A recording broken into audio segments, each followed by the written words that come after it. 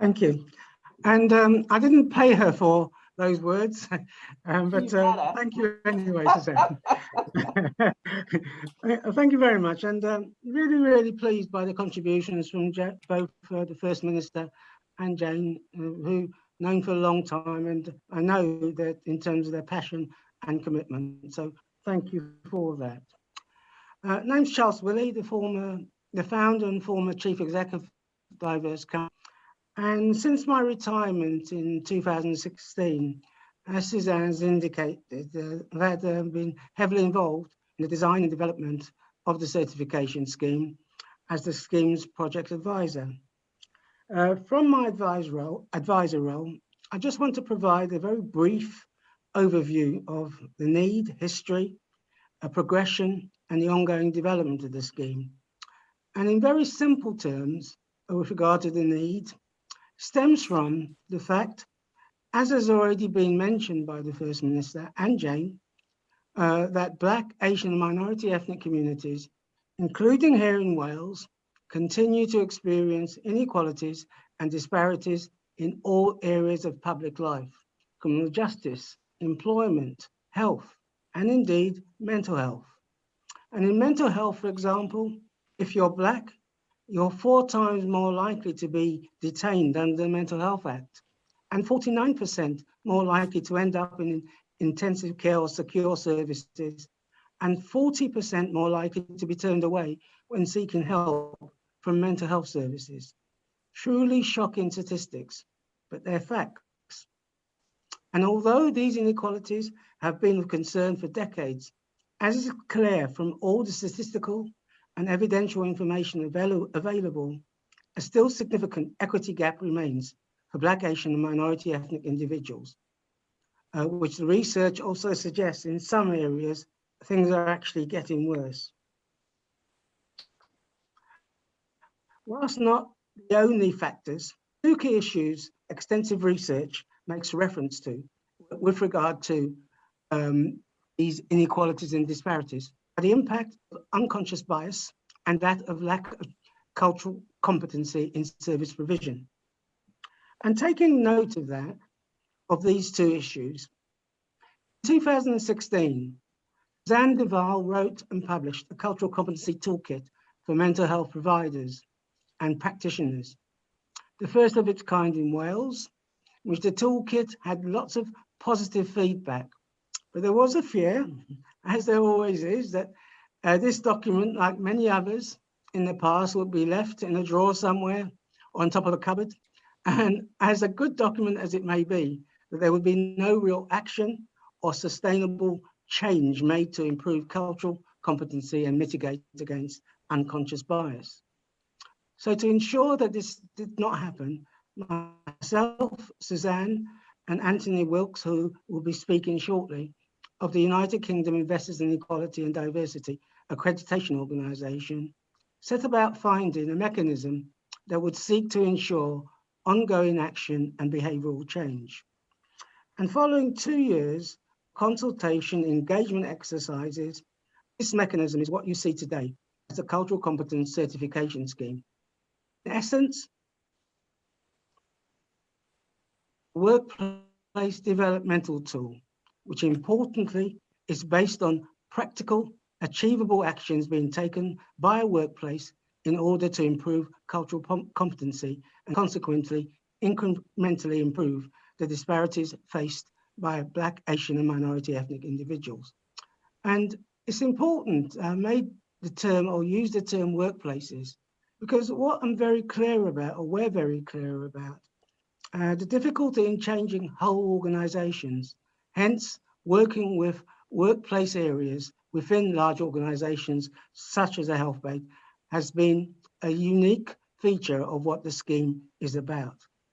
The scheme was actually launched on the 11th of October 2018 by the then Cabinet Secretary for Health and Social Services, Vaughan Gething, and I'm pleased to say is also endorsed by the Royal College of Psychiatrists in Wales, and as heard before, is financially supported by Welsh Government as part of their Section 64 third sector mental health grants.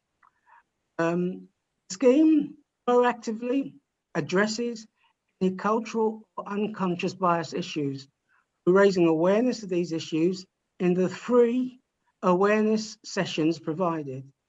I didn't mean the number 3, but the view in terms of there are no costs to actually providing this awareness sessions.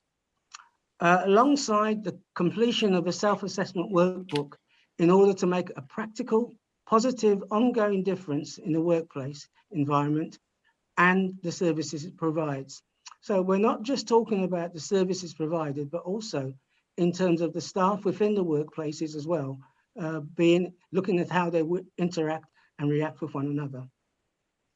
It uses an evidence-based approach that focuses on supporting participants to effectively meet and respond to the needs of a culturally diverse workforce and the Black, Asian, and minority ethnic users of its services in a resource-efficient and cost-effective manner, providing participants with relevant techniques and interventions that are tailored, and that's important, to their workplace to incrementally help participants to work towards providing an effective, practical, culturally appropriate work environment and the delivery of culturally competent services. The level of progress made by scheme participants is acknowledged by a certification process, hence certification scheme, through assessment by Diverse Cymru and the validation by the United Kingdom Investors in Equality and Diversity.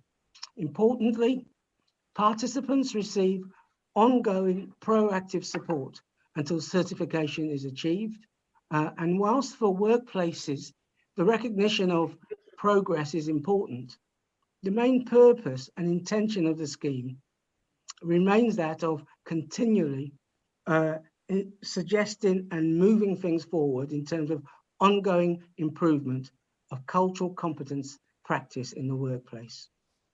Whilst the certification scheme is tailored to individual workplaces, it is also very much about sharing good practice, ideas, and good things in terms of, and the original name of the scheme was actually the Workplace Good Practice Certification Scheme. And that's the fundamental part of that, is in terms of being able to share good practice as far as organizations and outside of organizations are concerned. As we shall hear from the two participants receiving their certificates today, as to how they've utilized the scheme to further their cultural competence and share good practice. And I hope that their experience will give all of us ideas for our own workplaces, as learning about each other's successful actions will help us to achieve cultural competence more quickly and to ensure that our services meet the needs of our Black, Asian, and minority ethnic people in Wales and indeed beyond. Since its launch in 2018, despite almost standstill caused by the pandemic, the scheme has actually gone from strength to strength. And for example, it has now over 75 areas in which includes all over Wales, where participants from all 7 health boards, community mental health teams, forensic wards, reception areas, public health trusts, all the leading third sector mental health organizations, as well as learning disability and substance misuse organizations. And more recently, since the scheme has been expanded to cover other public service areas, a number of local authorities are in the process of registering. Interest in the scheme has also come from other parts of the UK. For example, universities in England and Scotland and in Ireland, working with the Mental Health Reform Organisation, produced the Ethnic Minority Communities and Mental Health Cultural Competency Toolkit, which will be launched on the 28th of October in Ireland. Additionally, the scheme has been included as part, an integral part of the Public Health Wales Quality Improvement Programme for health boards. And as mentioned by the First Minister, has been included in the latest Welsh Government Together for Mental Health delivery plan, and also included as an immediate recommendation in the First Minister's COVID-19 Black, Asian and Minority Ethnic Subgroup Action Plan. So just finally, from a personal perspective, having worked in the equality and diversity arena for something like the past 30 years, I'm very much of the view that the certification scheme, whilst not a panacea, is a very positive step forward in the right direction in seeking accountability and action, as Jane mentioned, to deal with the acknowledged disparities and inequalities faced by minority communities, and has the potential to make a real difference in the lives of BAME communities in Wales. And as an initiative conceived and designed in Wales, is something that Wales and Welsh Government, I think, should be rightly proud of. I'm very pleased that both Jane and the First Minister have made reference to this. Thank you.